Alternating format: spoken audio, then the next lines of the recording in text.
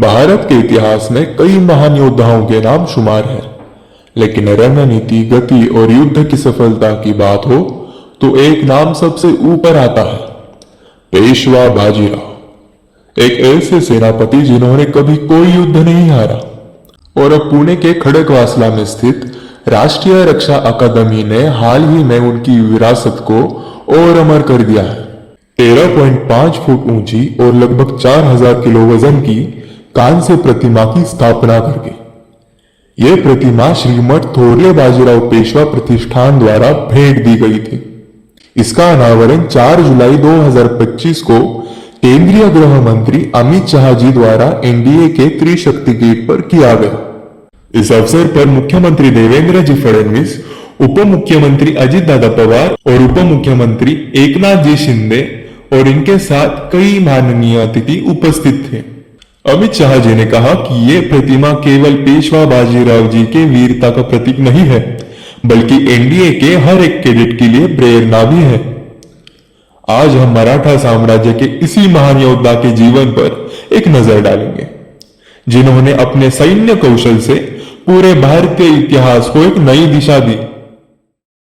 भारत के इतिहास में कई महान योद्धाओं के नाम शुमार हैं, लेकिन रणनीति, गति और युद्ध की सफलता की बात हो तो एक नाम सबसे ऊपर आता है, पेशवा बाजीराव। एक ऐसे सेनापति जिन्होंने कभी कोई युद्ध नहीं हारा। आज हम मराठा साम्राज्य के इस महान सेना नायक के जीवन पर एक नजर डालेंगे, जिन्होंने अपने असाधारण युद्ध कौशल्य से भारत के इतिहास की दिशा बदली। बाजीराव बल्लाळ भट्ट, जिन्हें बाजीराव प्रथम के नाम से भी जाना जाता है, उनका जन्म 18 अगस्त 1700 को नासिक के पास सिन्नार नामक कस्बे में हुआ था। वे बालाजी विश्वनाथ के सबसे बड़े पुत्र थे, जो छत्रपति शाहू महाराज के अधीन मराठा साम्राज्य के पहले पेशवा यानी प्रधानमंत्री थे। पेशवा बाजीराव को बचपन से ही युद्ध कला, प्रशासन और कूटनीति का प्रशिक्षण दिया गया। मात्र 20 साल के आयु में अपने पिता की मृत्यु के बाद शाहू महाराज ने उन्हें पेशवा नियुक्त किया। यह निर्णय मराठा साम्राज्य के इतिहास को हमेशा के लिए बदल देने वाला साबित हुआ। बाजीराव सिर्फ एक योद्धा नहीं थे, वे एक सैन्य प्रतिभा थे, अपने तेज घुड़सवार सेना के लिए प्रसिद्ध। उनका मानना था दुश्मन पर उस जगह प्रहार करना चाहिए जहां उन्हें सबसे कम उम्मीद हो। उनका नारा यह था कि दुश्मन के शरीर पर नहीं, बल्कि उनके दिल पर प्रहार करो।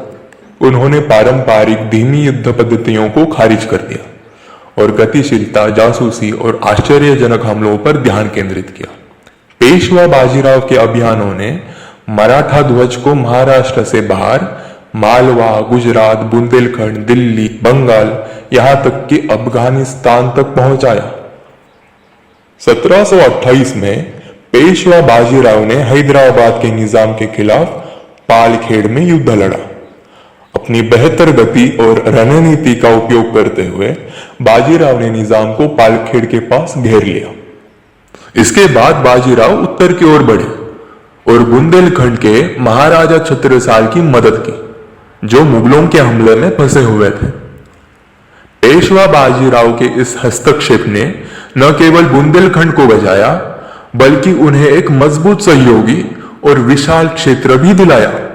उनकी यह जीत आज भी सैन्य अकादमियों में उनकी बेहतरीन रणनीति के लिए पढ़ाई जाती है। मात्र 2 दशकों के कार्यकाल में पेशवा बाजीराव ने 40 से अधिक बड़े युद्ध लड़े और उनमें से एक भी युद्ध उन्होंने हारा नहीं।